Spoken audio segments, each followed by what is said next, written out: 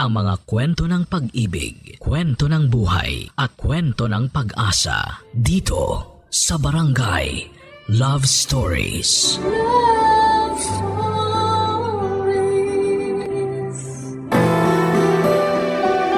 Importanteng katangian ang pagkakaroon ng konsiderasyon ng isang tao, lalo na sa mga sitwasyong hindi natin kontrolado. Malaking bagay yon dahil ramdam nating suportado tayo ng mga mahal natin sa buhay. Ikaw, kabarangay, meron ka bang konsiderasyon? Dear Papa Dudut, magandang araw po sa inyo at sa mga kabarangay nating panatiko ng Barangay Love Stories. Itago niyo na lamang po ako sa pangalang Noriela. 30 years old, taga Bulacan at nagtatrabaho bilang VA o Virtual Assistant. Nadiskubre ko ang programa ninyo nang minsan kong napanood sa social media ang isa sa mga trending video ni Papa Dudut. Simula noon ay na-curious na akong pakinggan ang programa ninyo at masasabi ko na nagustuhan ko talaga ito. At simula noon ay wala na akong pinalampas na episode maparadyo man o sa online. Pero katulad ng mga letter sender ninyo sa Barangay Love Stories ay sumulat din ako sa inyong istasyon upang ihingi ang payo sa sitwasyon na pinagdaraanan namin ng boyfriend at kinakasama kong si Gio. Kaunting background muna sa amin ha. Nagkakilala kami taong 2022 at nag-live-in pagkalipas ng 5 buwan naming magkarelasyon. Sa loob ng mga panahong yun hanggang nitong January 2025 ay masasabi kong masaya naman kami at kontento. Wala pa kaming anak na pareho naming ginusto kasi sinusulit pa namin ang buhay na kami pa lamang dalawa ang magkasama, Papa Dudut.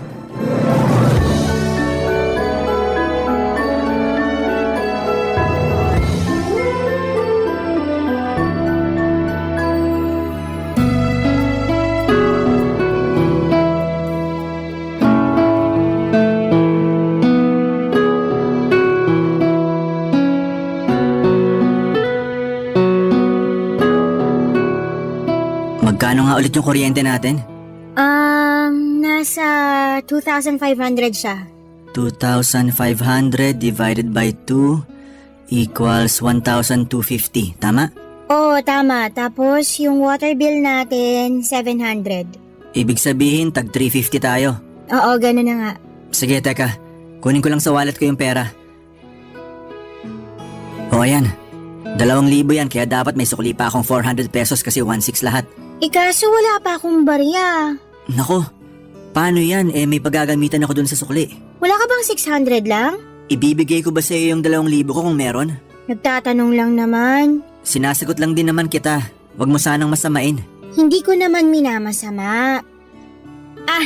Buti pa bibili na lang ako dyan sa convenience store sa malapit para mapalitan tong 1,000 mo. Ano naman bibilhin mo dun? Kahit ano lang. Hindi ba pwedeng magpapalit ka na lang tapos wag ka nang bumili? Pwede naman siguro pero nakakahiya yun eh.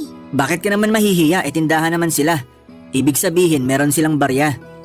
Kung gusto kong magpapalit, dapat siguro sa bangko pero ewan ko lang kung pwede yun. Lalo 1,000 lang naman ang kailangan kong baryahan. Tapos isang sakay pa yung pinakamalapit na bangko rito sa atin. Kaya dyan na lang ako sa convenience store dyan sa baba para malapit. Mapapagastos ka lang. Ang mahal pa naman ng mga paninda dyan sa convenience store na yan. Di nga ako bumibili dyan ng mga pwede ko naman bilhin sa sari-sari store. Ikaw naman, kinumpara mo pa yung sari-sari store alam mo namang magkaiba sila. Basta. Hindi mo ako mapipilit na bumili dyan. Kasi ang mahal. Pareho lang naman ang tinda nila sa mga sari-sari store. Para sa akin, puro pasosyal lang mga bumibili dyan. Meron din kaya silang paninda na di mo mabibili sa mga sari-sari store. Katulad na lang yung mga inumin, tsaka pagkain na sarili nilang produkto. Alin? Yung mga fried chicken at burger nila? Mabibili mo na yun sa mga fast food chain sa mas mura at sulit na halaga. Oo nga, alam ko naman yun.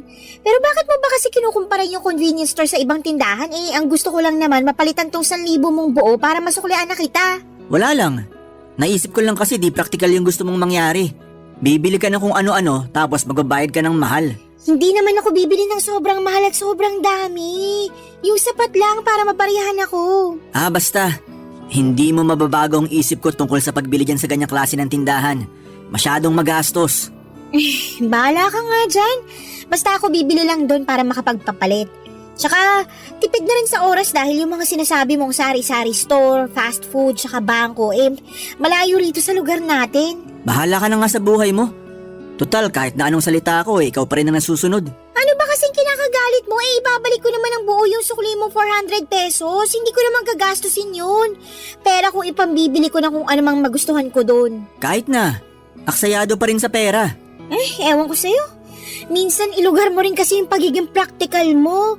Tsaka kasalanan ko ba na wala kang barya dyan kaya kailangan ko pang mag-aksaya ng pera para lang mapalitan tong 1,000 mo? Saya nang niluwa ng ATM kanina nung nag-withdraw ko. Kaya wag akong sisihin mo. Oh, sige. Kasalanan na ng ATM. Grabe, makaalis na nga bago pa ako masiraan ng bait sa'yo. Papadudot, bago kami nag-live-in ni Gio ay nag-usap kami tungkol sa mga bayarin at pagkain namin.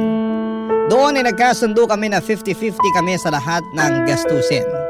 By the way, virtual assistant din si Gio pero dati siyang nagtatrabaho sa isang private company bilang finance staff. Tapos ay naimpluwensyahan ko siyang pasukin ang trabaho ko na nagustuhan naman niya lalo na at mas malaki pa sa dati niyang sweldo ang kinikita niya sa ngayon. Pero kahit na lumaki ang kinikita ni Gio ay hindi pa rin nagbago ang pamumuhay niya. Kumbaga mas naging mahigpit siya sa pagbabudget ng pera at naging priority niya ang pag-iipon at pag-iinvest. At kung ano lang ang napag-usapang ambag namin pambayad ng bills at pagkain, ayun lang talaga ang ibinibigay niya. Walang labis, walang kulang, ika nga. Sigurista rin siya. Minsan ay gumagamit pa siya ng calculator sa cellphone niya para lamang makompute ng tama ang ambag at sukli niya. Hindi siya pwedeng lamangan, sa kabilang banda ay kabaliktaran naman niya ako. Hindi ako magastos pero meron akong pamilya na sinusuportahan at 2 kapatid na pinag-aaral sa kolehiyo. Kaya naman masasabi ko na kaunti lang ang ipon ko kumpara sa kinakasama ko, Papa Dudut.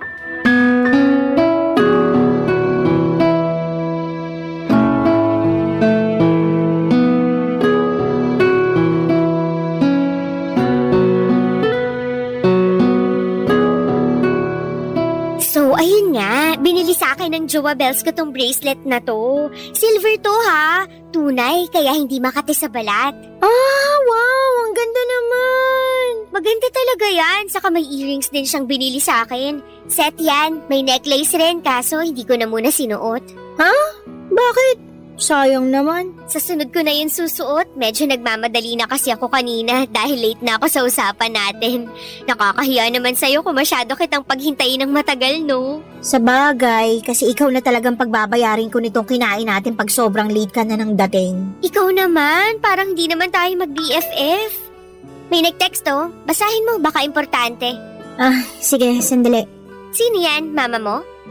Chismosa lang. Miss ko na rin si tita. Miss ka na rin niya, pero...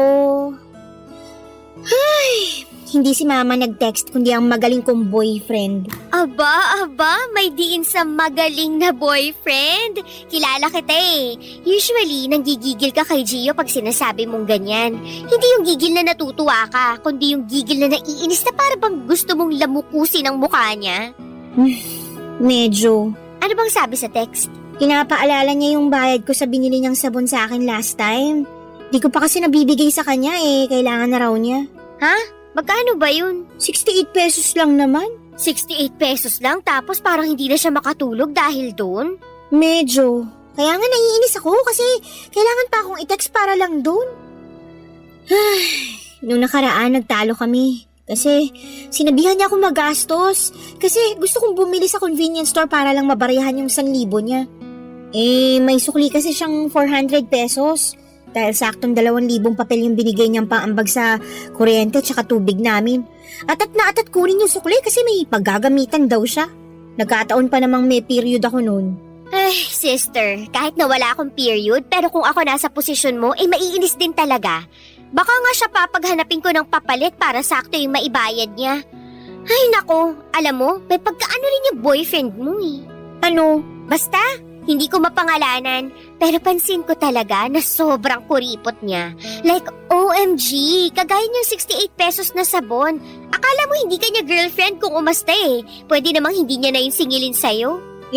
Ayoko rin namang nagpapabili sa kanya, kaya nag-i-insist pa rin ako na bayaran. Oo nga, pero isa ka ring ano eh. Ano na naman? Gaga. Bakit naman ako naging gaga? Gaga ka naman talaga kasi. May ganyan kang attitude na ayaw mong nagpapabili. Oo, alam kong kumikita ka ng sarili mong pera, pero mag-boyfriend-girlfriend naman kayo para palagi maghati sa lahat ng bayarin at bibilhin. Hindi ba pwede na yung isa nakakalamang kahit kaunti? Pwede naman kasi ako ganun sa kanya. Ayaw kasi niya na ginagastos ang sarili niya, kaya ako na lang gumagastos para sa kanya. Tapos pagdating sa'yo, grabe makakwenta. Human calculator lang ang peg. Hindi naman siguro sa ganun. Ganun yun, in denial ka lang. Tingnan mo nga jowa ko, panay bili sa akin ng kung ano-ano, tapos hindi pa ako kinukwentahan. Di katulad ng jowa mong masyado. Buti pa wag na natin pag-usapan si Gio kasi baka masira lang mood ko. Buti pa nga eh, baka di mapakalian sa utang mong 68 pesos sa kanya. Ay, pabayaan mo siya. Babayaran ko na lang pag uwi. Lalo, wala namang laman yung e-wallet ko. Di naman siguro niya yung ikakamatay. Malay mo. Hoy! Eme lang, ikaw naman.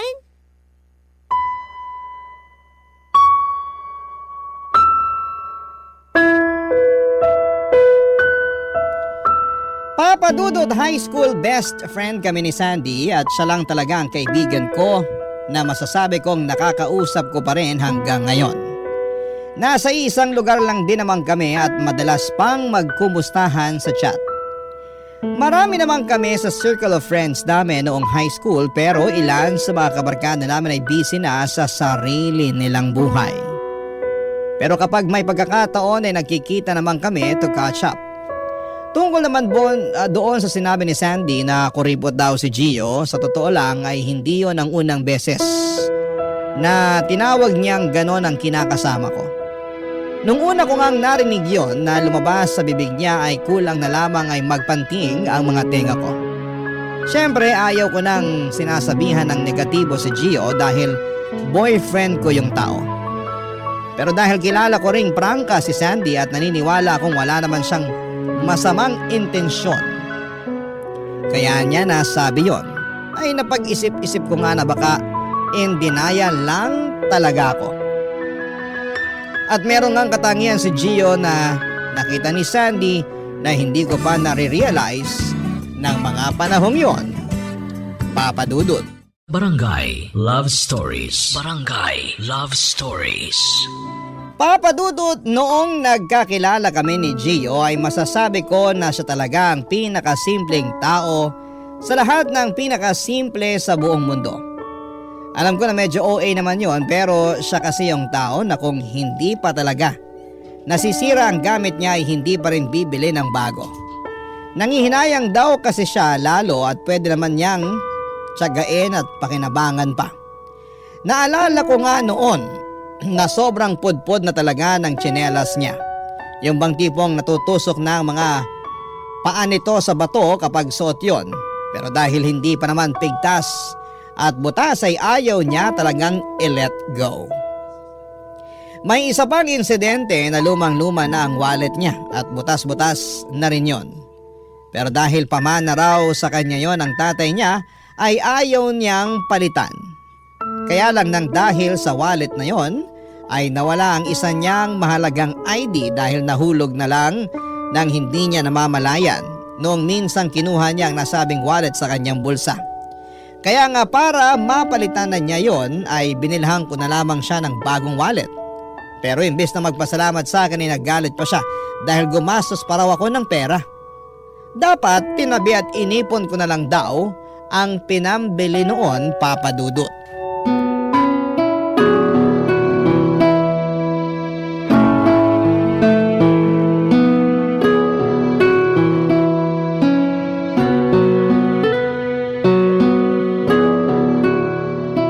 Ang sweet ng boyfriend ni Sandy, no? Biruin mo, hindi lang bracelet ang binili sa kanya. May earrings pa tsaka necklace. Grabe, nakakatuwa naman. Anong nakakatuwa doon? Gastos lang yun. Anong gastos lang yung pinagsasabi mo dyan? Luho lang kasi yun. Nakwento mo mahilig siya sa ganun kahit na wala pa siyang boyfriend. Kaya para sa akin, nag-aksaya lang ng pera yung boyfriend niya nung bumili siya ng mga ganong bagay. Sobra naman yung gastos para naman kay Sandy yun. Baka nakakalimutan mong boyfriend niya yung tao. Tsaka, kahit na maraming alahas si Sandy, alam ko na appreciate niya ng gusto yung regalo ng boyfriend niya.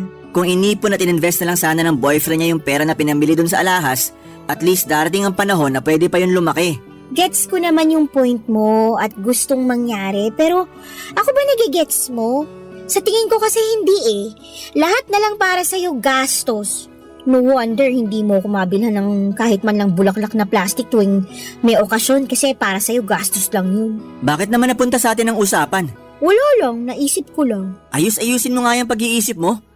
Kung ano-ano na lang pumapasok sa utak mo na walang kakwenta-kwentang bagay. Sinisi mo pa ako na di kita mabilhan ng bulaklak. Akala ko ba hindi ka mahilig dun kasi nabubulok lang din naman. Sabi mo pa nga hindi yun practical. Oo nga, pero nagbago ng isip ko. Gusto ko na ng bulaklak. Sa lagay, bawal na magbago ang isip. Hindi naman sa bawal, pero sana maisip mo na luho lang yun. Buti sana kung makakain mo yung mga bulaklak na yun pag nalanta. Hindi naman, di ba? Hindi kaya luho yun. Tsaka, ako naman pagbibigyan mo na girlfriend mo, no? Yung ibang tao bumibili ng bulaklak para ialay sa mga namayapa nilang mahal sa buhay. Pero ako, buhay na buhay pero hindi mo malang mabilan at mabigyan ng bulaklak. Kung gusto mo ng bulaklak, bakit di ikaw ang bumili para sa sarili mo? Siyempre, iba pa rin kapag sa'yo galing. Hindi nga practical yun. Buti pa pagkain na lang bibilin ko para sa'yo. At least nabusog ka pa dun. Ayoko ng pagkain, gusto ko bulaklak. Ay nako, kasalanan talaga yan ng kaibigan mong si Sandy Oh, bakit naman? Paano niya naging kasalanan? Kasi kasasama mo sa kanya at kakarinig ng mga kwento tungkol sa boyfriend niya maaksaya sa pera, naiisip mo na tama na dapat gastusan ng lalaki ang isang babae para sa mga luho at di praktikal na bagay. Kagaya niya na di ka naman mahilig sa bulaklak, tapos biglang gusto mo na magpabili ng bulaklak. Ewan ko sa'yo, gastos mo. Hindi naman ako nagpapabili sa'yo araw-araw Tsaka kahit di yung mamahaling bulaklak ang bilin mo, ayos na sa akin. Ganun kayo mga babae, di ba? Mahilig kayong magkumpara ng nararamdaman sa inyo ng isang tao nang nakabase sa halaga ng mga bagay na binibigay nila. Aminin mo na, ganun ka rin Grabe ka naman magsalita. Oh, bakit nagagalit ka? Paano hindi ako magagalit? Nakakabwisit ka na. Kung ano-anong sinasabi mo dyan na hindi naman totoo. Hinuhusgahan mo na ako agad, wala ka pa nga binibigay sa akin. Puro ka nalang gastos, puro ka nalang luho na akala mo ikakalugi mo kapag binilan mo ako ng kapirasong bulaklak.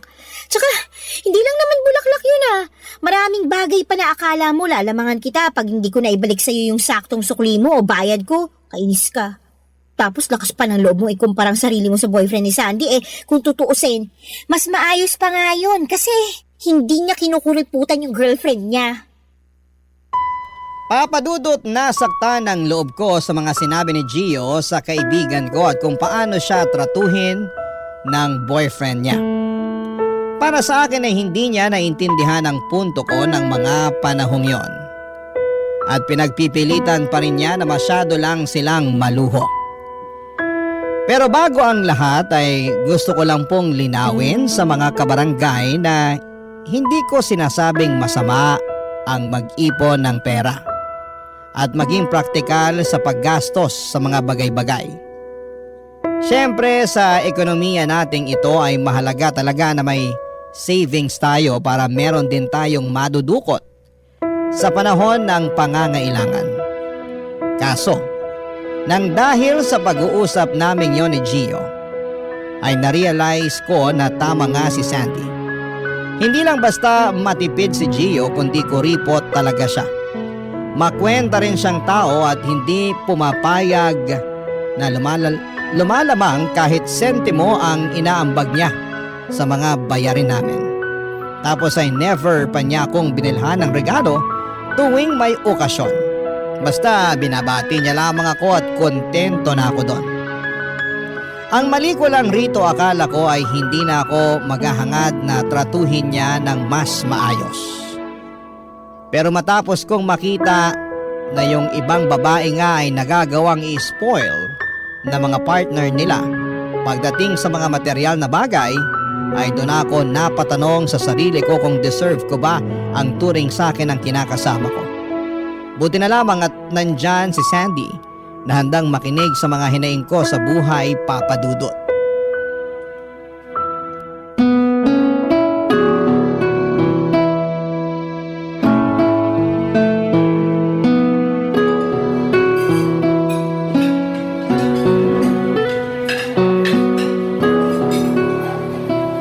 Sobra naman sa masyadong makwenta. Kung ako ikaw, hindi ko matatagalan yung ugali ng Gio na yan. Nakakalurke. Kahit naman ganun si Gio ay mahal ko pa rin naman siya. Mahal mo nga.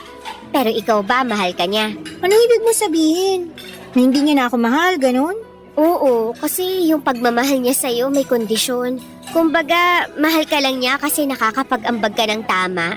Pero kapag kinulang na, nababawasan na rin yung pagmamahal niya sa'yo. Hindi naman siguro sa ganun. Para sa akin, ganun na rin yun. Red flag yun, sister. Kasi naniniwala ako sa kasabihan na kung mahal ka talaga ng isang lalaki, hindi ka niya nahahayaang gumastos at palagi ka niya i-spoil sa kahit na anong bagay na gusto mo. Pero kakaiba yata utak niyang boyfriend mo eh. Parang never pa kitang naringgan na binilhan ka niya ng kahit na ano. Oo, kasi wala naman talaga siyang binibigay sa akin eh. As in? Kahit na tuwing sasapit ang birthday mo? Oo, binabati niya lang ako tapos ayos na sa akin yun. Gaga ka ngang tunay. Bakit na naman? Kasi ayos lang sa'yo na ginaganyan ka. Buti sana kung hindi mo siya boyfriend na okay lang na batiin ka lang niya tuwing birthday mo. Kaso magjowa nga kayo. Ikaw nga grabe mag-effort pag birthday niya eh. Noon yun, nung hindi pa kami nag-away ng malala kasi masyado raw akong magastos tuwing birthday niya eh. Isang araw lang naman yun at lilipas din daw. Ay, ewan ko sa kanya. Masyado siyang eme. Hindi ko maintindihan takbo ng utak. Papaalala ko lang sa'yo ha, na magkaibang matipid at praktikal sa kuripot at maramot. Tingin ko, hindi na lang kuripot yung boyfriend mo. Maramot din yan. Kaya nga nalulungkot ako kasi parang kasalanan ko rin naman. Tama ka nga siguro nag-aaga ako kasi nakontento ako sa trato niya sa akin nun. Akala ko kasi ayos lang dahil hindi naman ako naghahangad ng ibang bagay. Ano ka ba?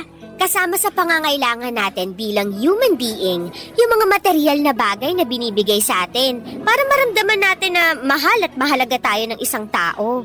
Okay lang kahit hindi mamahalin basta meron, lalo na tuwing may espesyal na okasyon. Pero yung boyfriend mo, wala eh. Kung tutuusin, kaya ka naman niyang gastusan. Kaso hindi lang niya ginagawa kasi maramot siya. Maiintindihan ko pa sana kung hindi naman malaki kinikita niya at breadwinner pa siya ng pamilya nila. Pero yun ngang may maliit na sweldo saka breadwinner nakakapagbigay pa ng regalo sa mga jowa nila. Puro na lang siya ipon, puro siya invest. Jowain na lang kaya niya yun kaysa sa'yo, no? Ewan ko ba, pero wala naman ako nakikitang masama sa pag-iipon at pag-iinvest. Pero parang tama ka na sana, yun na lang ginawa niya kaysa sa akin. Lagi naman akong tama. Ay, wow. Charot lang, pero laging may point mga sinasabi ko. Alam ko naman yun, kaya nga thankful ako kasi nandyan ka para makinig sa akin at payuhan ako. Pero hindi ko pa rin talaga mapigilang malungkot sa ugali ni Gio. Hindi mo na mababagong ugali niya kung siya mismo ayaw magbago. Kaya, imbis na maging malungkot ka dyan, bakit hindi ka na lang sumama sa team building ng department namin? Kulang pa kami ng isa, kaya join ka na. Team building nyo nga, 'di ba? Bakit mo ko pasasamahin? Eme-eme lang naman yun. Saka sila nga may kasamang jowa hindi naman namin ka-department. Hindi mo ba isasamang jowa mo? Hindi, kasi ikaw ang gusto kong kasama. Para naman kahit paano makapag-relax ka. Kawawa ka naman, parang pasan mong mundo. Wow, salamat sa awa mo Papa Dudut, sa loob ng ilang taon naming magkasintahan ni Gio ay mabibilang sa mga daliri ko sa kamay kung ilang beses pa lamang kaming nag-out of town. Parang isa o dalawa pa lamang yata kasi para sa kanya ay gastos lamang daw yon. By the way, sa mga out of town naming yon ay ako ang gumagastos para sa aming dalawa. Mapilit ko lamang siya na lumabas kami. Nangihinayang kasi ako sa pagkakataon na makapag-relax naman kami lalo at puro trabaho na lamang ang inaatupag namin. Sawang-sawa na rin kasi ako doon sa nirerentahan naming apartment dahil work from home na nga kami Tapos minsan lang makalabas ng bahay. Kaya pagkatapos ng pag-uusap namin yon ni Sandy ay nag-decide akong sumama sa team building nila. Gusto ko rin naman na makalanghap ng sariwang hangin dahil pakiramdam ko ay masisiraan ako ng ulo, Papa Dudut. Pero bago dumating ang araw na yon ay nagpaalam ako kay Gio at nagulat ako nang pagalitan niya ako kasi napakagastos ko raw. Sa totoo lang ay hindi ko inaasahan na sasabihin niya yon sa akin at dahil nasaktan ako ng gusto, ay mas lalo akong naging desidido na sumama kina Sandy, lalo na at nagtatampo at masamang-masama ang loob ko sa boyfriend ko. Barangay Love Stories. Barangay Love Stories. Papa Dudut, masama pa rin ang loob ko kay Gio hanggang sa makauwi na ako mula sa sinamahan kong team building. Pero aminin kong narelax ako ng husto lalo at beach trip yon. Kaya lang ay bumalik ulit yung pagkainis ko kay Gio lalo na at lumipas na lamang ang 2 araw ay hindi pa rin niya ako kinikibo. Gusto niya yatang patunayan sa akin na walang mali sa mga sinabi niya noong pinagalitan niya ako bago matuloy ang alis namin ng kaibigan ko. Ewan. Hindi ko alam kung mataas lang talaga ang pride niya o sadyang bato na ang puso niya. Kaya nga, dinalasan ko ang pagsama at pakikipagkita kay Sandy para naman ma-divert sa ibang bagay ang atensyon ko. Doon ko nga na-realize na meron pa palang ibang buhay sa labas ng 4 na sulok ng nirerentahan naming apartment. Siyempre hindi naman ako naging pabaya sa finances ko. Pero tuwing sweldo ay pinaglalaanan ko ng pera at panahon ng pagkakaroon ng social life at iba pang mga gawain sa buhay. Saka hindi lang naman puro gala ang inaatupag namin ni Sandy, Papa Dudut. May pagkakataon na sinasamahan ko siyang umattend ng mga seminar tungkol sa flower arrangement, pottery at pagbibake ng cake na masasabi ko na na-enjoy ko ng gusto. Malaking bagay sa akin na may ibang ginagawa dahil nagiging mabuti ang mental health ko. Kaya lang nung February lang ay nawalan ako ng client. Yun pa naman yung pinaka matagal na pagkakataon. Tapos makalipas lang ang 1 linggo ay nawala ulit ang isa ko pang kliyente. Bagay na naging dahilan kung bakit ako nalungkot. Sinubukan ko namang maghanap ng panibagong kliyente pero malapit ng mag-March ay wala pa rin akong nahahanap, Papa Dudut.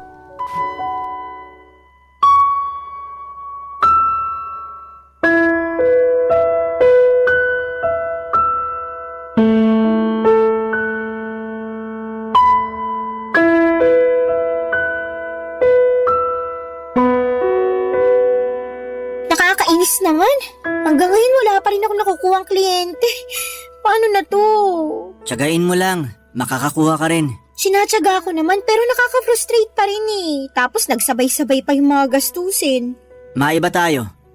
Ano yun? Speaking of mga gastusin, sa darating na mga bill natin sa March may mayaambag ka ba?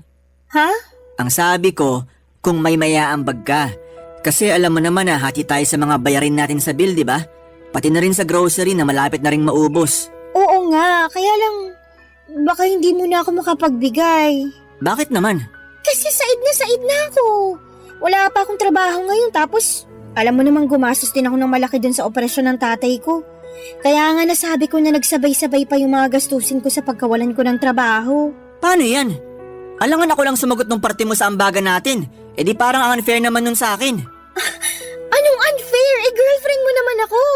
Magiging unfair lang yun kung magka-roommate lang tayo. O ngayon ginagamit mo pa yung relasyon natin. Hindi ko ginagamit ang relasyon natin pero wala ka na ba talagang konsiderasyon? Kasi kung meron mauuna mong maisip na tulungan muna ako, na alalayan muna ako lalo na ngayong gipit pa ako sa pera. Kaya ka lang naman gipit sa pera kasi masyado kang magastos. Anong sinabi mo? Ang sabi ko masyado kang magastos kaya ka gipit. Sabihin mong hindi, bago ka mawalan ng mga kliyente, panaisama ka dun sa kaibigan mong isa ring magastos. Puro kayo gala, puro kayo kain sa labas, puro kayo gastos. O ngayon, anong nangyari? Nanga ka na lang dyan kasi wala ka na mahuhugot sa oras ng pangangailangan. Tapos isasangkalan mo pa ako para sagutin ang mga bayarin at pagkain natin kasi said na said ka na dyan. Teka lang. Pwede bang pumreno ka muna kasi nakakasakit ka na eh. Sobra naman yata yung mga pinagsasabi mo kasi una sa lahat, alam ko bang mawawalan ako ng kliyente? Pangalawa, para sabihin ko sa'yo, may ipon ako. Pero nasaid lang naman dahil naoperahan ng tatay ko. Malaki rin kaya ginastos ko dun, baka akala mo katiting lang ha. Pangatlo, grabe ka naman sa pagsasabi na masyado kaming magastos ni Sandy. Buti pa nga yung kaibigan kong yun, nililibre ko pag lumalabas kami. Pero ikaw na naturingan pa man ding boyfriend ko, hindi ako ginagastusan. Totoo ngang sinabi ni Sandy na hindi ka lang kuripot, maramot ka pa't mapanumbat. Para sabihin ko sa'yo, Ano? Sasabihin mo na naman na praktikal ka, na matipid ka lang talaga, na ayaw mo gumastos sa ibang bagay na hindi naman mahalaga. Kung yan lang ang sasabihin mo, pwede bang manahimik ka na lang kasi paulit-ulit ka na eh. Gets ko naman pinupunto mo, pero sana ilugar mo yung pagiging matipid at praktikal mo. Akala mo ba madali sa akin na mawalan ng trabaho tapos maririnig ko pa sa'yo na unfair ako kung hindi ako makakapagbigay ng ambag ko para lang sa mga bayarin at pagkain natin? Sobra ka na, Gio! Sobra ka na sa pagiging maramot mo! ako pa talaga maramot at walang konsiderasyon dito? Totoo naman eh! Ngayon nakikita ko ng tunay mong kulay. Huwag kang mag-alala kasi mangungutang muna ako kay Sandy para hindi naman unfair sa'yo. Hiyang-hiya naman ako sa'yo.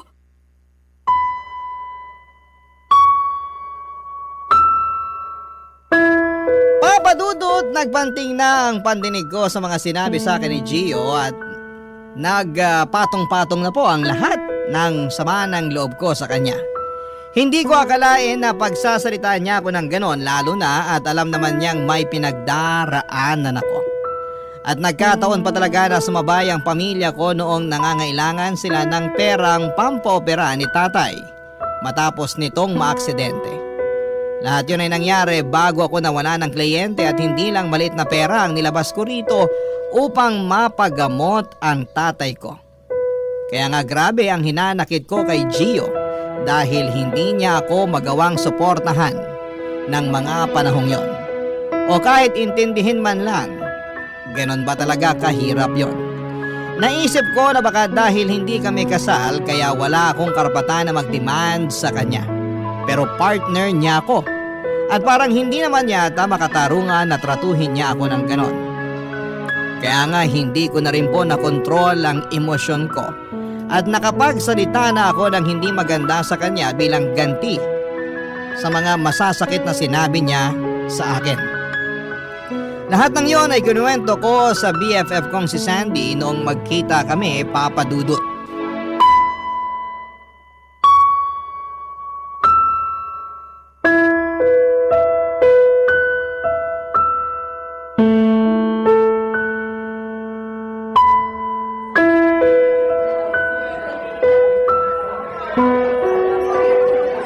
Grabe, nakaka-stress talaga yung jowa bells mo.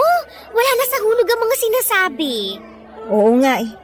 Imbis na suportahan ako, pinamukha pa sa akin na magastos daw ako kaya wala akong may ambag sa bills at pagkain namin. Sino ba kasi may sabi na 50-50 kayo dapat sa mga bayarin at pagkain? Siya! Pumayag na lang ako kasi may trabaho rin naman ako noon. Baliw pala siya eh. Parang hindi jowa trato niya sa'yo, parang roommate lang. Kasi kahit sinong matinong lalaki, hindi papayag na gumastos ng mas malaki sa pwede niyang i-provide ang girlfriend niya. Yung kakilala ko nga, pareho rin sila nagtatrabaho ng asawa niya. Pero ni sentimong butas, hindi siya naglalabas dahil sagot lahat ng mister niya. Naisip ko na baka dahil hindi pa kami mag-asawa kaya ganun lang niya ako tratuhin. Kasi, 'di ba, mag-asawa lang naman yung may karapatan sa pera at ari-arian ng bawat isa. Ay, hindi rin. Huwag mong bigyan ng katwiran ng pagiging maramot ng boyfriend mo. Saka ganyan na nga ugali niya ngayong di pa kayo kasal. What more na lang kung mag-asawa na kayo, di ba? Wala siyang provider's mindset. Ayaw niya lagi nang nalalamangan siya, kung tutuusin, utang na loob niya sa'yo kaya siya naging virtual assistant. Tinulungan mo siya, di ba? Oo, tsaka ako rin nagturo sa kanya ng mga basic na pwede niyang malaman at magamit sa trabaho namin. Yun naman pala eh. Kahit yun man lang, tanawin niyang malaking utang na loob. Kasi kung hindi dahil sa'yo, malamang pinagtsatsagaan pa rin niya yung sweldo niya sa dati niyang pinapasukan. Ayoko naman nung ganun. Anong ganun? Yung isipin niya na may utang na loob siya sa akin kasi tinulungan ko siyang maging VA. Tsaka yun lang naman ang ginawa ko eh. The rest, Siya nang nagtrabaho para makakuha siya ng kliyente at maging magaling sa ginagawa niya. Kahit na, hindi pa rin tama ang trato niya sa'yo. Kaya nga ang mahiwagang tanong, bakit ka ba kasi nagsistay sa taong kuripot at maramot, sister? Kasi kung ako ang tatanungin mo, dapat matagal ka nang nakipaghiwalay sa kanya. Wala kang future sa ganyang klase ng tao, sa true lang. Paano ko gagawin yun? Mahal ko nga siya. Mas mahalin mo ang sarili mo dahil hindi ka mabubuhay sa pagmamahal mo na yan para sa kanya. Ngayon pa nga lang na may pinagdaraanan ka, hindi ka man lang niya masuportahan o makonsidera. Wala na talaga. Ang baba ng emotional intelligence, nakakaloka. Sa totoo lang, hindi ko na alam ang gagawin. Okay naman kasi si Gio Hindi nang bubugbog. Hindi lang naman sa pambubugbog ang pang-aabuso. Kaya nga meron ding tinatawag na emotional abuse, verbal abuse at mental abuse. Hindi ka nga pinipisikal ni Gio, pero bugbog sarado naman mental health mo sa kanya, kaya wala rin. Kung ako sa'yo, hiwalayan mo na siya. Kaya mo naman sarili mo Saka nandito ako para back-upan ka. Ano pa't magkaibigan tayo para hindi kita tulungan, di ba? Salamat, Sandy. Malaking bagay na nandyan ka kasi kung wala siguro akong napagsasabihan ng mga problema ko, baka nasiraan na ako ng ulo. May boyfriend nga ako pero para namang tuod. Kaya nga sarap sampalin ng kaliwat kanan para lang makasigurado akong hindi pa siya manhid. Grabe, ang bayolente mo naman. Sa true lang, pero gagawin ko talaga yun. Tandaan mo na hindi mo deserve na tratuhin ng ganyan ng taong mahal mo kasi para na rin yung sinabi ng harap-harapan sa'yo na hindi kanya priority at wala ka talagang halaga sa kanya. Kaya sana, pag-isipan mo yung mga sinabi ko, lalo na ngayon na nakita mo na ang totoong kulay niya.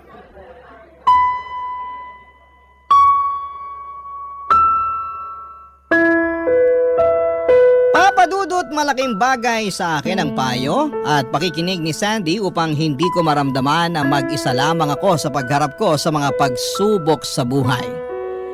At yung bagay na hindi nagawa sa akin ni Gio. Pagka-uwi ko noon sa apartment namin ay nag-sorry siya sa akin at sinabi niyang siya na raw ang sasagot sa mga paparating naming bayarin sa March. Pero alam ko at ramdam ko na napipilitan lamang siya. Kaya naman hindi ko mapigilang malungkot dahil mukhang wala na talagang pag-asa na magbago siya. Alam ko naman na makakabangon ako at mababawi ko ang perang nawala sa akin dahil masipag at masikap naman akong tao. Pero hindi ko lubos akalain na nang dahil sa pangyayaring ito ay nakita ko na ang tunay na kulay ng boyfriend ko. At kaya ako nalulungkot ng husto dahil siya pa naman ang lalaking gusto kong makasama hanggang sa pagtanda namin. Kaso parang alanganin ako. Kaya sana'y matulungan ako ng mga kabarangay natin kung ano nga ba ang pwede kong gawin kung sila ang nasa posisyon ko. Maraming salamat po Papa Dudut sakaling mapili po ninyong i-ere ang sulat ko. Malaking bagay yon sa akin. God bless. And more power sa inyong programa na Barangay Love Stories. Number 1 kayo sa aking puso. Ang inyong forever, kapuso at kabarangay, Noriela. Barangay Love Stories. Barangay Love Stories. Nalilito pa rin sa life ang ating kabarangay. Ano kaya ang maipapayo mo sa kanya? Ibahagi mo yan sa ating comment section para mabasa rin niya. Barangay LS 97.1. 97.1. Forever. Number 1.